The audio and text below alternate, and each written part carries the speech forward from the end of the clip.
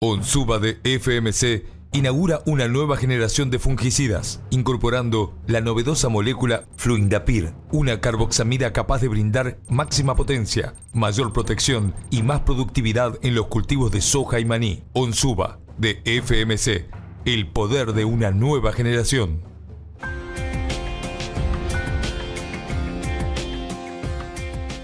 Seguimos en Mercado por Expertos. Bienvenidos a esta sección donde hablamos del campo, de la agroindustria, de todo lo que genera la actividad. Y hoy nos vamos a meter con un tema que es clave para el desarrollo de los cultivos, para el desarrollo de alimentos en realidad, y que tiene distintas miradas.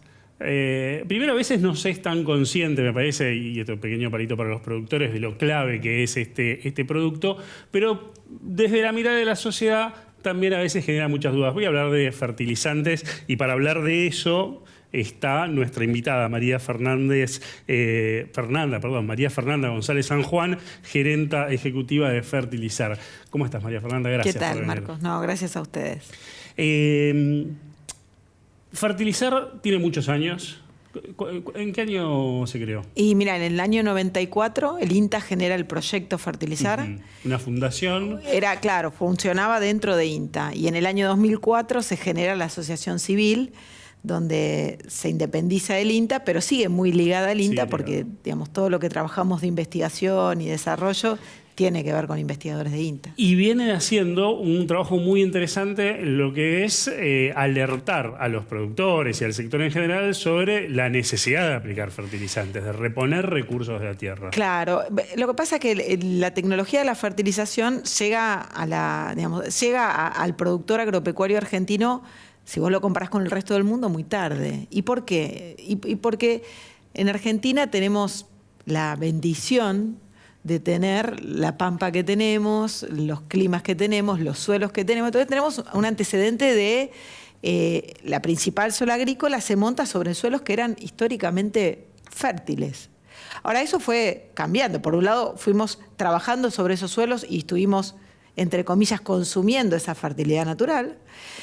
Y por otro lado, hoy tenemos materiales genéticos que nos permiten rendimientos mucho mayores. O sea, puedo producir muchos más kilos de grano y de comida por hectárea sembrada, pero le tengo que dar mucho nutriente. Entonces, ese potencial que tienen los granos, sumado, o sea, a lo que fueron deteriorándose naturalmente los suelos, hizo que la tecnología que me ayuda a producir tuviera que empezar a crecer. Entonces, pero empezó a crecer tarde respecto a todo lo demás. Y bueno, eso hace que pareciera que es una tecnología poco conocida o muy nueva, y eso genera que se geste el proyecto Fertilizar, que era, bueno, pero acá hay que empezar a trabajar en el tema de nutrición de cultivos, hay que empezar a trabajar la fertilidad de los suelos, y el INTA es ahí donde levanta una bandera roja y dice, acá tenemos que hacer algo. Y se gesta el proyecto Fertilizar. No es que era una novedad. El resto del mundo tiene 100, 200 años de uso de fertilizantes a través de cómo fue evolucionando, ¿no? Pero el abono es histórico. Ahora, ustedes hacen, como les decía al principio, un gran laburo de difusión. De hecho, todos los periodistas agropecuarios antes de cada campaña de soja, de maíz, nos llaman, vamos a las charlas, nos explican los técnicos de primera línea los peligros que hay si no se fertiliza, cómo fue mejorando o empeorando, ¿no?, el uso de fertilizantes según campaña a campaña. Pero ahora entiendo que buscaron ampliar la mirada y llegar también no solo a los productores, llegarle un poco más a la sociedad con que lanzaron este programa, esta iniciativa, Más y Mejores Alimentos. ¿Qué es lo que vieron ustedes que dijeron, vayamos un poquito más allá del lote? Mira, hay algo que siempre lo digo, es los que producimos alimentos y trabajamos en el campo, administramos un recurso natural. Y entonces somos, en general, la mayoría somos conscientes de que tenemos en las manos un recurso natural que nos excede, digamos. Somos propietarios de una porción de una cantidad de hectáreas, pero no podemos con ese título de propiedad hacer lo que querramos con un recurso natural, ¿no?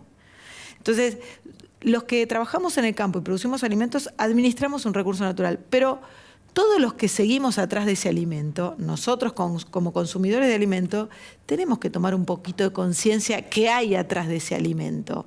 Hay tecnología de alimentos, pero también hay un manejo importante, que hay una responsabilidad en eso. Entonces, siempre quisimos hablarle, ¿cómo hacemos para contarle al consumidor de alimentos todo lo que hay atrás? ¿Por qué un alimento es nutritivo? Y porque cuando se sembró ese cultivo, cuando se produjo ese alimento, se trató de abastecer a esa planta de nutrientes para que después el alimento fuera nutritivo.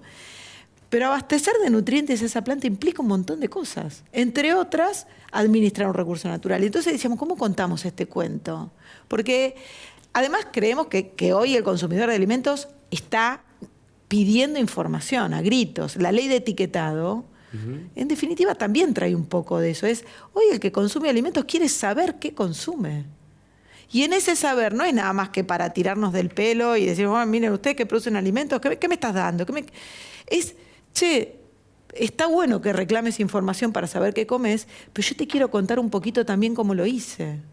Y qué responsabilidad tuve y cuán responsable fui cuando administré este recurso natural para que esa carne tuviera proteína, para que esa soja fuera fuente de proteína, para que ese maíz también te proveyera de minerales, de zinc, de fósforo, de potasio, de calcio. Para que esa banana te sacara el calambre tuvo que tener potasio.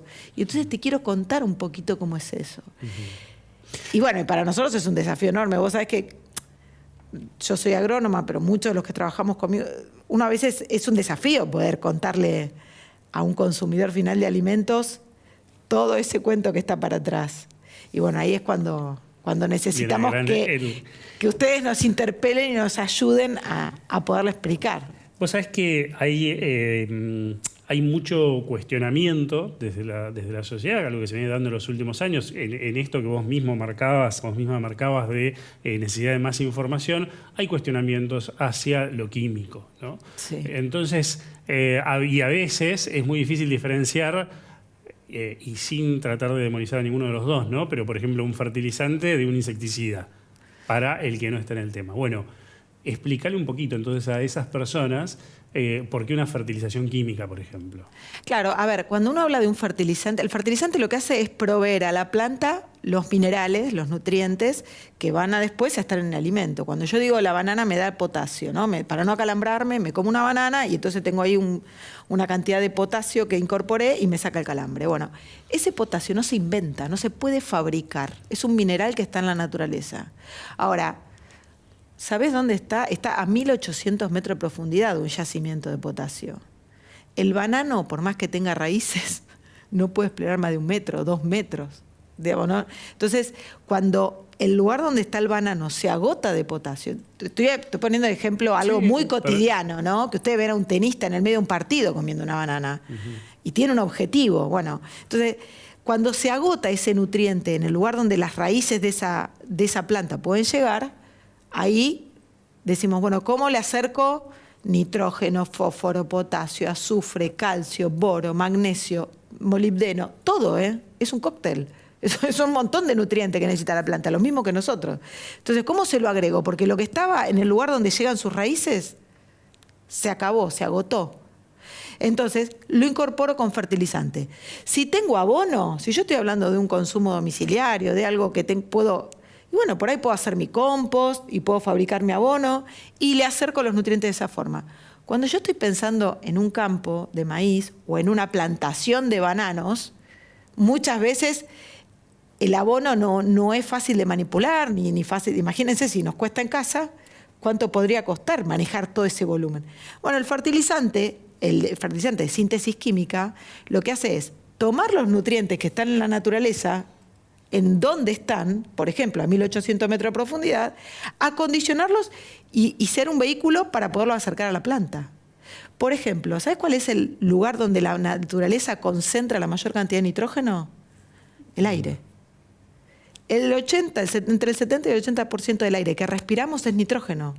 Entonces yo te diría, no comas un pedazo de carne para hacer proteína, no comas una milanesa de soja. Inhala. Yo hice...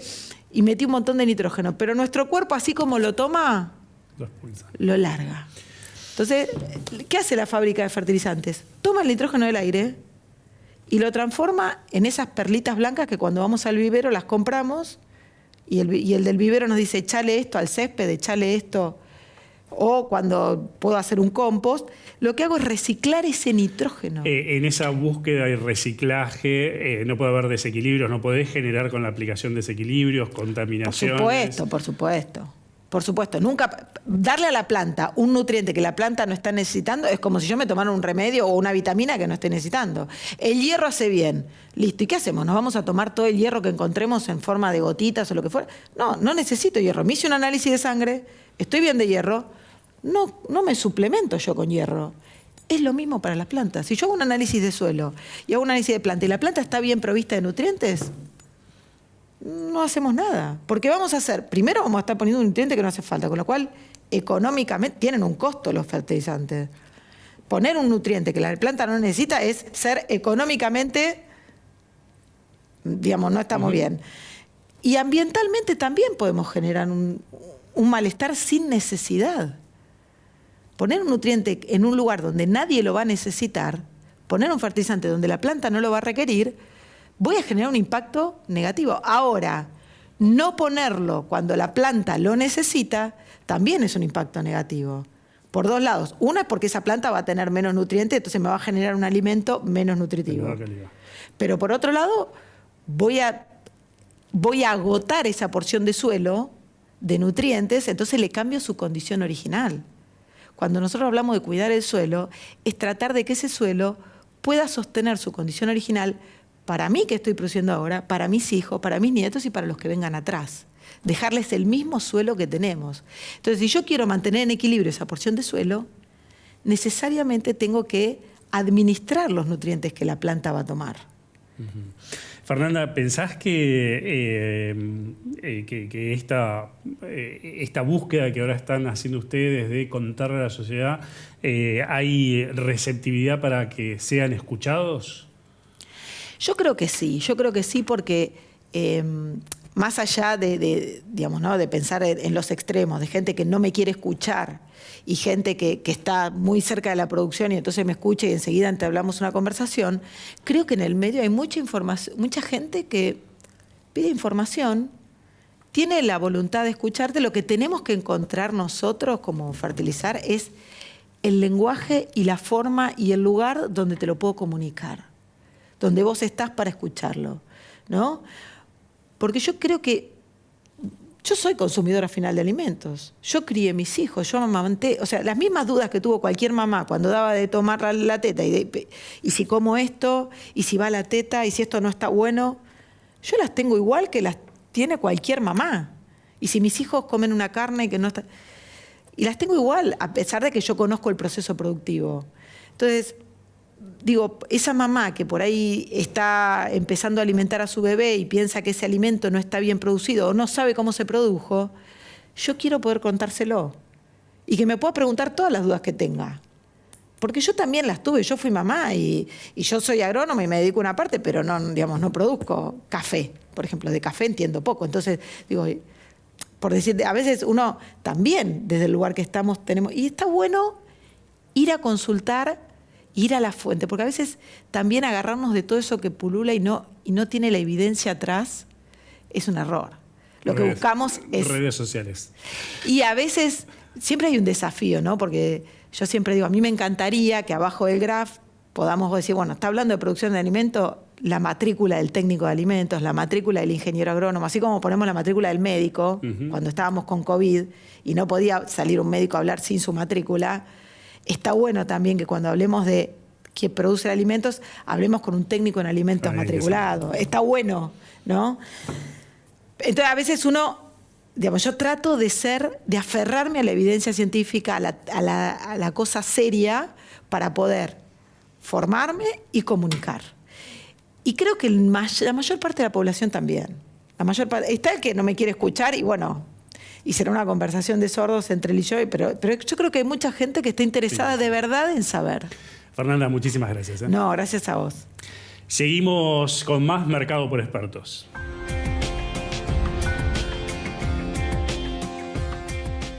Onsuba de FMC inaugura una nueva generación de fungicidas, incorporando la novedosa molécula Fluindapyr, una carboxamida capaz de brindar máxima potencia, mayor protección y más productividad en los cultivos de soja y maní. Onsuba, de FMC, el poder de una nueva generación.